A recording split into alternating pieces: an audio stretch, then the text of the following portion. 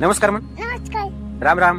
राम राम. चला चला पळा पळा पळ पळ पळ ना. हा पूर्णपणे निसर्गरम्य आहे. त्या साईडला बघताय तुम्ही पूर्णपणे डेव्हलपमेंट होती. बघा ही समोर मका आहे आपली आणि ही शेजारीच बेटा जाऊ नको. ही शेजारीच सोयाबीन लावलेली. बघा सोयाबीनचं पीक कसं असतं एकदा तुम्ही बघून घ्या. अशा पद्धतीचं असतं. अशा शेंगा येतात, सोयाबीन येते त्याला, त्याच्यातून दाणे काढले जातात. भुईमुंग लावलेला आहे तो त्या बाजूला आणि हा पूर्ण इथून ते तिथपर्यंत त्या उसापर्यंत ही पूर्णपणे सोयाबीन लावलेली. पपईचं झाड सुद्धा पडलं बरं का इथे. यार चांगल्या पपईचं नुकसान झालं.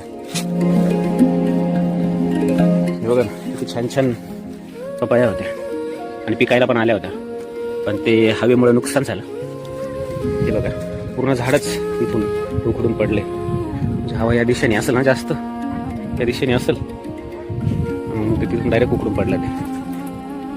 आणि एक विशेष गोष्ट दाखवायची की हे हळदीचं झाड आहे आणि हे आहे, याला ओळखलं का तुम्ही? त्याच्यात झाड आहे. तुम्ही आतापर्यंत प्रत्येक उपवासाला महाशिवरात्रीला खाल्लेलं असेल. हे आहे रताळीचं वेल आहे, रताळीचे वेल आहे आणि हे तुम्हाला खूप क्वचित दिसते. हे बघा अशा पद्धतीचे असतात रताळी. हे बघा मी तुम्हाला जवळून दाखवतो. अशा पद्धतीचे रताळीचे वेल असतात.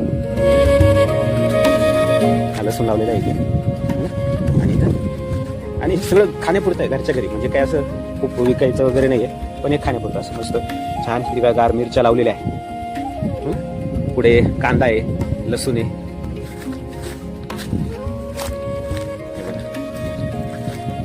शेतीची हीच मजा आहे मित्रांनो. म्हणजे शेतीमध्ये अशा बऱ्याच गोष्टी आहेत की ज्या आपल्याला माहित नसतात आणि त्या निसर्गातून मिळत असतात.